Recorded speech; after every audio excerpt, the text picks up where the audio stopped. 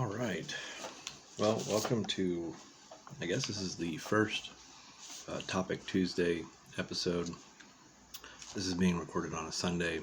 The questions were posted on last Tuesday. Didn't get to record it because I was out of all of the space on my phone and other devices and had to download everything. So it was a tech problem. Took me a little bit of time to figure out because I'm not super in it on that kind of thing. I am now, figured it out.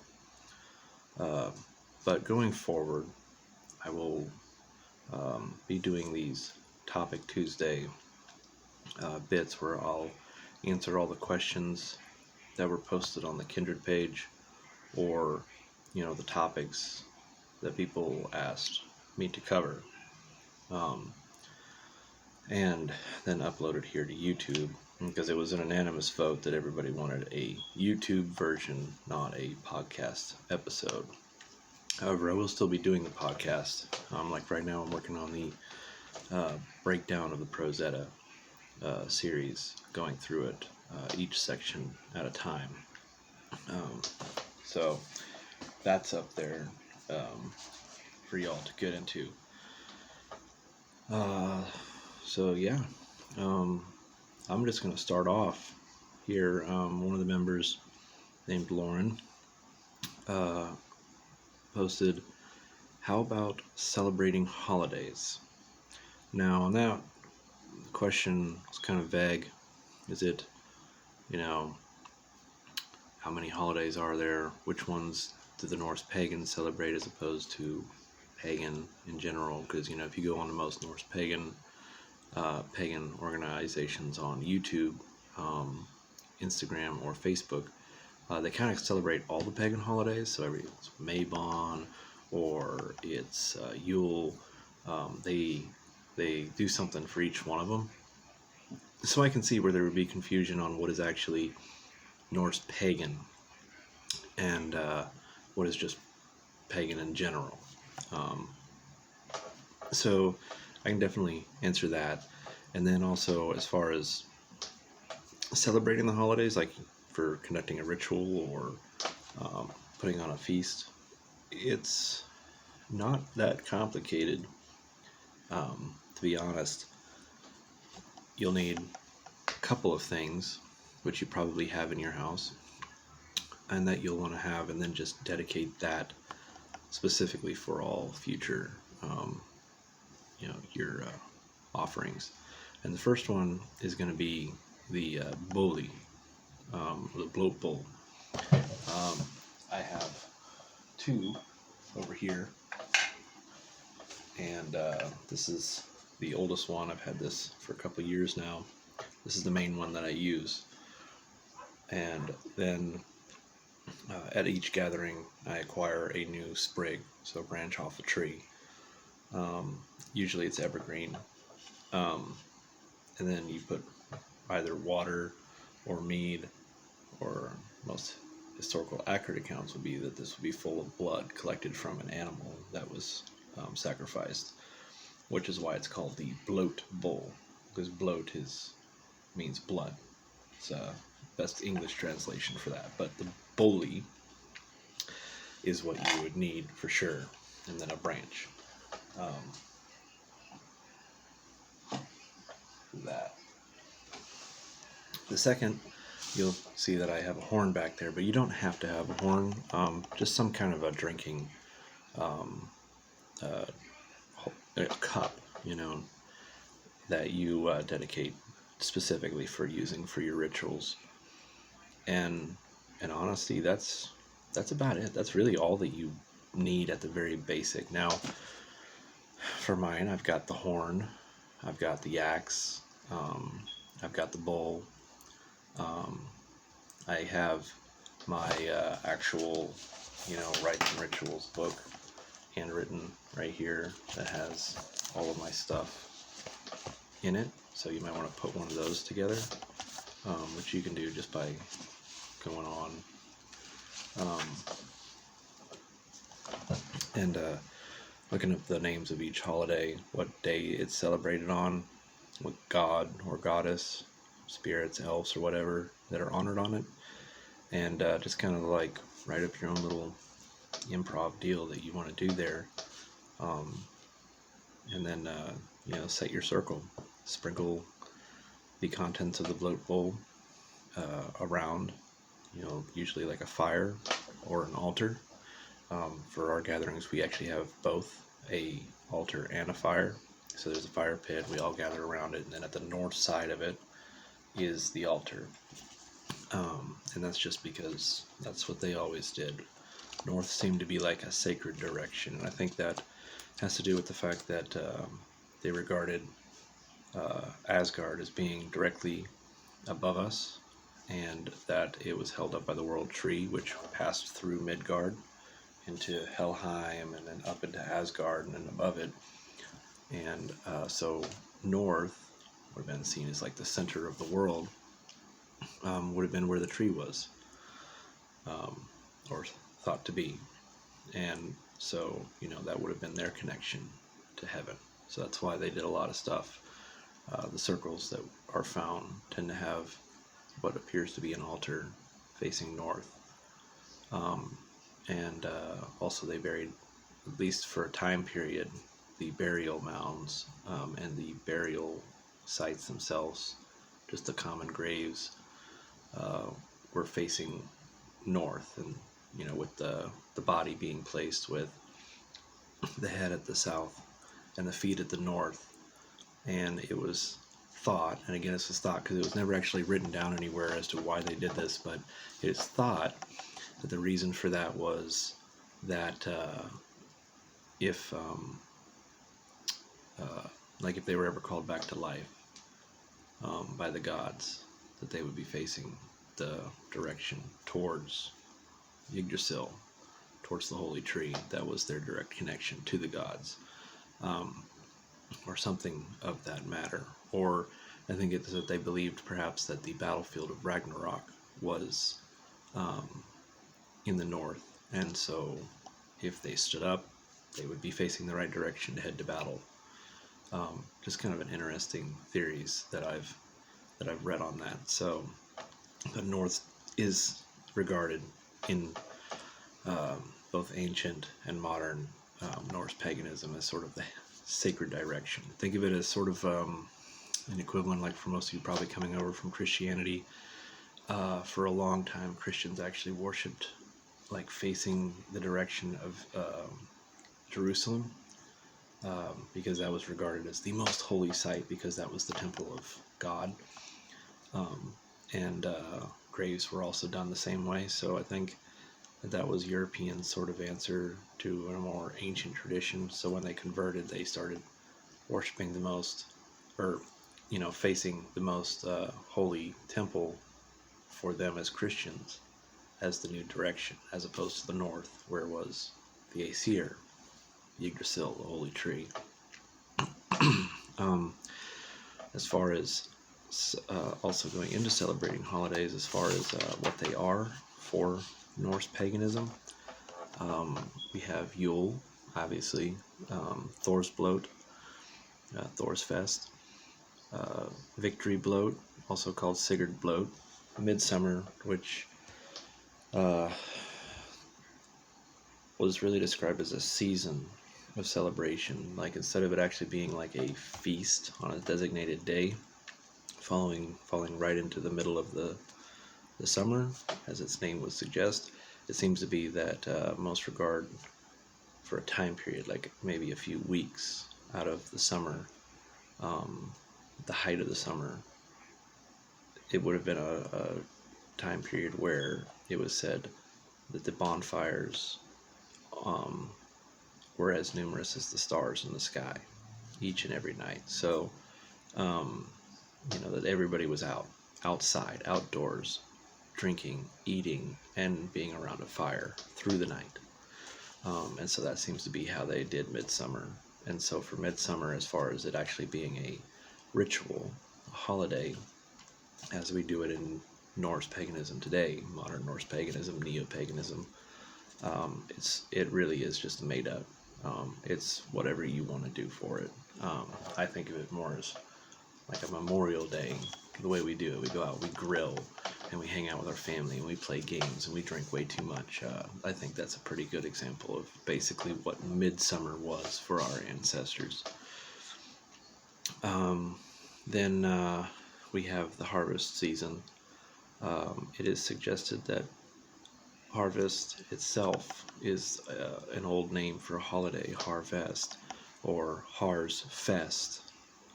Har being another name for Odin, so it was a festival celebrating Odin that clearly had something to do with the crops. However, there's also the Freyfaxi Alpha Bloat and Winter's Finding.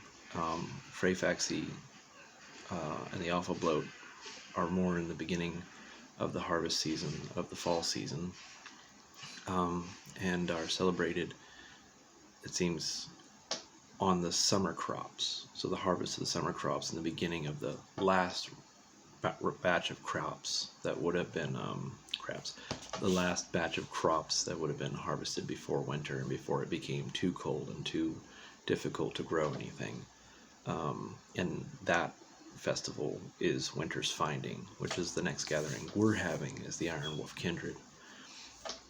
And that's really like the last big feast, and it also would have been a time where livestock would have been butchered, and a lot of it, one of the things they used to do, because the ground would get hard and frozen, dig holes ahead of time, and then when they froze over, this would be about the time that they would be butchering any of the older animals, or animals that maybe were too big, or they had too many that there was no way they were going to be able to feed them through the winter, and so they would go ahead and kill them and butcher them, and then take the meat, dry it out, and stick it in the ground, so that way they could go back and get it throughout the winter, and that was how they survived. And this is all stuff that would have been done around Winter's Finding. So it's really sort of the bunkering down for the winter, celebrating the last of the good of the year, good part of the year. And also got to remember this was about the time that it really started getting shorter days, a lot colder. Snow was probably already on the ground for at least a month in Scandinavia. It would have been very difficult to get anywhere. So this is also one that never really is emphasized as a big gathering, because this would have been done with your local community. You weren't going on a week's march to Uppsala to celebrate Winter's Finding unless you lived in the immediate area, because it would have just been illogical to do it. You would have been putting yourself in unneeded harm, exposure to winter storms and snow and animals that are hungry because the food is scarce. So you would have done this with your local village, local community. And so I put a huge emphasis on Winter's Finding as sort of this family get together, And so I like to take inspiration from the American holiday that we have here, Thanksgiving, and how we go about doing that. Now, I don't serve turkey as part of the traditional dish, just because that's an American thing pertaining to Thanksgiving as an American holiday. But as far as it being Winter's Finding, I do take inspiration from all the other foods that are present, the pumpkin pies and the drinking. Huge emphasis on the drinking. I don't know how your family celebrate Thanksgiving, but mine was always a lot of booze, and a lot of games that are difficult to play when you're under the influence of a lot of booze, for the humor of it. And that's what I take a lot of inspiration for on Winter's Finding. And the main god that seems to be associated with this one is, of course, Frey, but also we have Tyr, and he doesn't get a lot of attention in all the other gatherings, holidays. There doesn't seem to be a particular one set for him, and then he's just kind of thrown in here on Winter's Finding as being kind of one that people give attention to him for. I don't know myself if that's historical or not, because I think that was something that was put in by the AFA and the first Norse pagan organizations that came into existence in the early years of the revival. But Tyr obviously was still a very important god, so I have no problem with specifically making part of my ritual and focus of the Winter's Finding ritual around him, because we obviously want to honor him, show him respect. He did give his hand, after all, come on. Then we have Disting, which is for the Disir, and then Mother's Night, which is mentioned one time in historical accounts and is something that was celebrated in England, but is not mentioned in any other sources for Scandinavia or Iceland. So it's thought to maybe be some kind of holiday created by the heathens that went there conquering and then kind of adopted this obviously very important date for the Saxons that they were conquering, and just kind of made it heathen. But it was a holiday of the goddesses and the mothers in general. So you had Nerthus and the Norns, Frigg heavily emphasized here as the all-mother. Of course, we have Freya. Sif actually gets a lot of attention on Mother's Night, Mother's Night. And of course, then we get back to Yule. Yule's the first holiday of the year and also the last holiday of the previous year, because you start Yule in one year and you end Yule in the next year. And this usually follows the second full moon from the winter solstice. So that's the other thing as far as the Norse pagan community goes. There's two schools of thought on keeping the holidays. A lot of them match up with modern holidays in existence, like Halloween, Christmas, Thanksgiving, and such.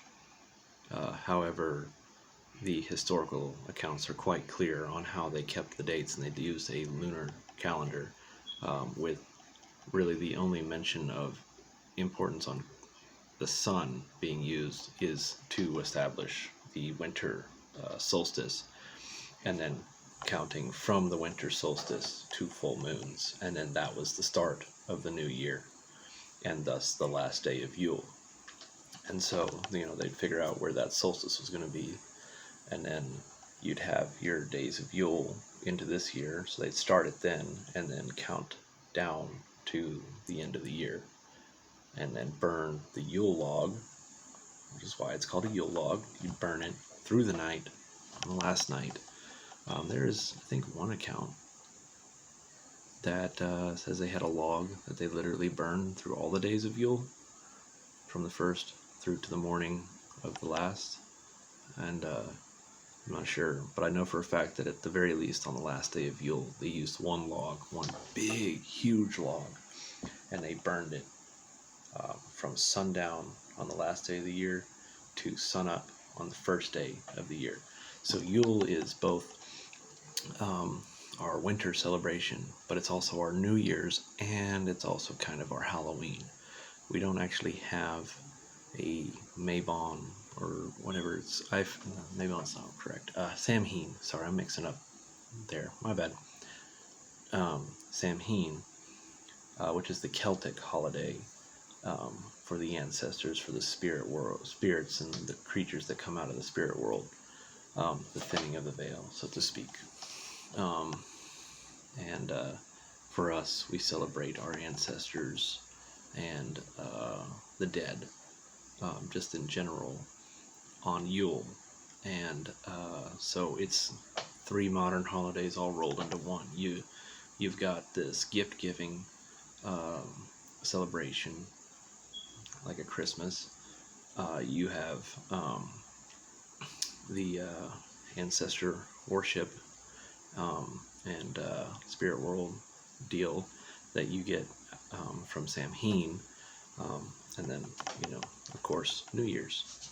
So all kind of rolled into one. So that's why it's the biggest and most important, in my opinion, of all of the gatherings, of all of the festivals. And then, yeah, so that's holidays, how we celebrate them, how we count them, how we figure out when they are.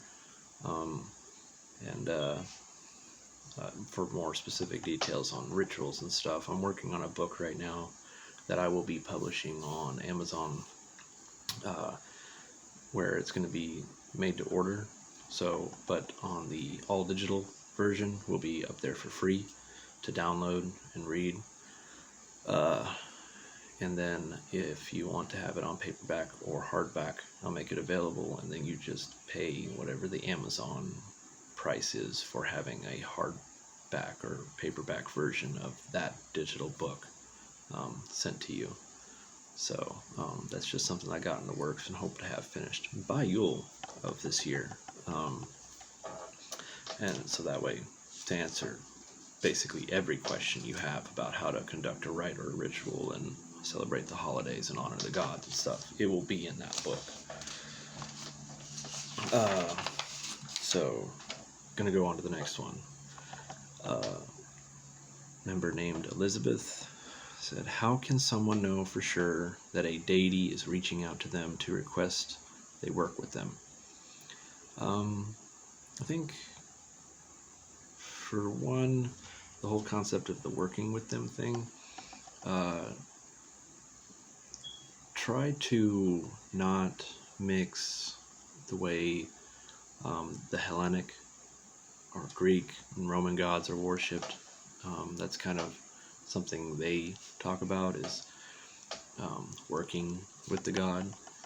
We worship the gods. You don't have to even have communication with them or have ever been sent a sign from them in order to honor them, worship them. But if you are specifically wanting something that they are accounted for being pretty much the person to go to for, like love, Freya, and not necessarily that she's like the goddess of love, because all of our gods and goddesses tend to kind of intermix in what they kind of are good at, but there are some that are obviously better than others, and Freya tends to be one with love. I think the most extreme example of honoring a goddess or god was there was a temple built to Odin by a village that was adorned with all these jewels and gold and everything, and I believe it was Freya who had all of it stolen. The temple was sacked out of jealousy. But they built that temple to get Odin to make it where they were fated to win all of their battles against their foe, and instead of their foe continuing to beat them and they lose, so they built this temple to him. Then there was another account of a man wanting Freya to bless him, and he built a temple for her. Just himself built one. And it's not really described as far as how big or grand it was, but he built a temple for her, and then she blessed him. She was so moved by this that she saw it and beckoned to answer his request and let him know that she noticed his offering for her as well. So yeah, you don't have to wait for a sign, a raven to fly across the sky. Now, granted, we're in North America, so if you see a raven, that's awesome, because most of the time they're just crows. But some gods will reach out to you. Like I myself have had several encounters with Odin. One with Thor that was not so good, and then most of my experiences have been mostly with spirits, either in a place that I went to, like in the woods or near a waterfall, or on a hike just through a park that had like a creek and everything, and I just kind of felt there was something there. And then of course I've actually had what I regard to be a true experience with Odin, and it actually helped move me to form this kindred, and also helped me to like straighten out my life, because I went to a pretty fucking low place for a while there, and that experience combined with what was going on had me square myself away, make a plan. And so I came out, started this kindred, started build this community, with the full intent of building a temple myself to Odin, with the help of the community, and try to bring everybody together to make that happen. Because we don't have any in North America. I mean, the people up in Iceland, they built a pretty cool small one, and then I hear they're building some big modern one. That's pretty cool. But I would like to have one here for our community, and then just for the pagan community in general, to come and pay their honors to Odin. And then I made an oath that I would do this. So that's another big motivation for me, is I want to keep my oath, and I want to do that, and then not just because I made the oath, but because I genuinely want to do that. But I didn't even need to have the experience with Odin to do that, because I was worshiping him beforehand and making offerings to him, and talking to him and asking him, and he seems to have been listening, because one of the things I asked for when I was kind of a little guy, I'm 15, I don't know if that'd be considered little, but that was sort of the moment when I was like, guide me. This is what I truly believe. I know I believe this now, so guide me, and show me the way, make me wise, or give me the experiences that I need to be wise. And let me tell you, he is not fucking disappointed. Yeah. So on that note, also be very careful what you ask for, because you will get it. Maybe not the way you expect, but you'll get it. You will definitely get it. Let me get some water. Jesus. Ooh, see, so irritated right now. Got me using Christian blasphemy. Throat's all dry. Yeah, so there's that. And then she also wants to learn more about runes. Yeah, I love runes. They're very cool. There's so many different things you need to study on them to actually like get an understanding, because there's magical properties, there's predictive properties, there's esoteric meanings, there's metaphoric aspects to them, there's the lore behind them themselves, beyond just Odin hanging from the tree to gain them. I mean, there's just so much in the Eddas and the sagas about our heroes and our gods using them, so we have quite a lot of information on them, probably more so than we do most things. And also we know all of them that are mentioned. It says there's 24 of them, and then we have all 24 of those.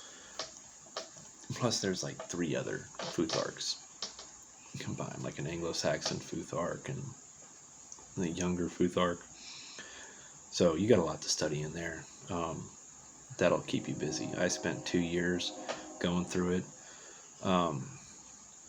reading every frickin' book I could get my hands on for runes. I even read some books that were like written in the 1800s on them, rune stones and things like that, to try and get a better understanding of these and learn how to actually read them, which was really complicated, because there are 3 languages that you need to learn to really kind of understand their usage in ancient by the ancestors, and that's I think it's called Low German or Middle Low German, I think, Old Norse, and Old Icelandic.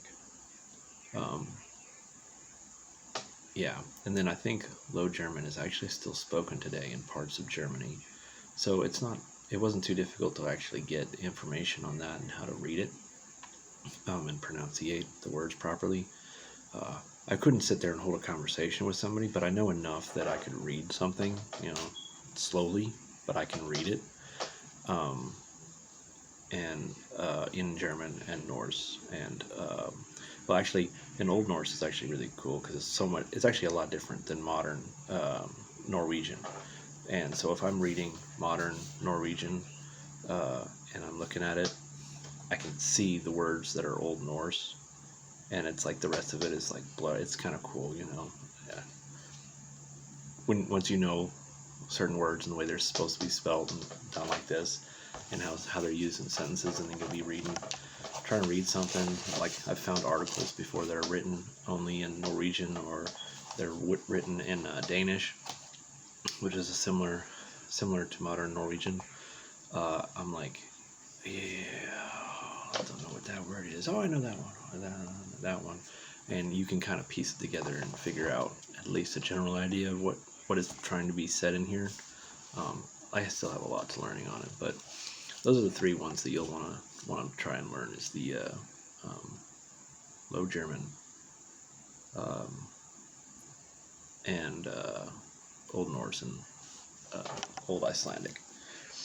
That also helps a lot when you're actually reading the Eddas and the sagas, because there are much older versions of them that are written in those languages, earlier translations, and they read different than modern English because they also spoke a little more formally back then, and so some of like the Poetic Edda in English, it's pretty good, but it also was meant to be told as like a poetic hymns almost, and you don't get that in English. If you go through this in the Icelandic, it makes a lot more sense, because then you can kind of picture, you know, Skald in the hall hymning, you know, it's not really singing, I guess, but they were verses that rhymed, or, you know, function in a kind of rhyming system.